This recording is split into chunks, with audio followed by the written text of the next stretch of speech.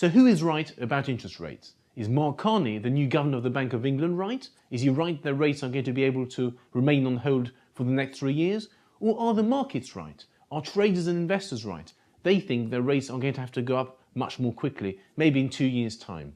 Well, the answer lies in the economy and in politics. If you look at the economy, well, it's obvious that in fact growth is accelerating at a much faster rate than almost anybody thought was possible just a couple of months ago. The OECD this week has just hiked its growth forecast for the UK. It now thinks there's going to be growth of 1.5% this year. And if that doesn't sound that much, that's because the growth is going to be primarily concentrated in the second half of the year, where the economy will expand by 3 or even 3.5% on an annualized basis. That's very, very strong growth. And wherever you look, you see much more positive economic figures. Even the construction industry is starting to do better. Now, of course, you can argue, and I have done repeatedly, that a lot of this growth is unsustainable. But that's not the point. As far as the economic establishment sees it, this is real growth, and these are the kinds of figures that needs to be taken into account when setting interest rates.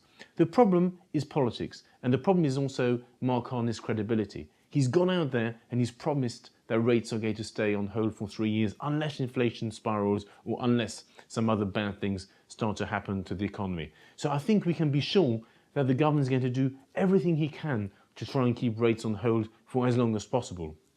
That's what he really wants to do. I don't think that's what he should do. I think he's wrong to try and do that, because I think rates should already be going up today, because it's crazy that we still have such low rates despite a much stronger economy.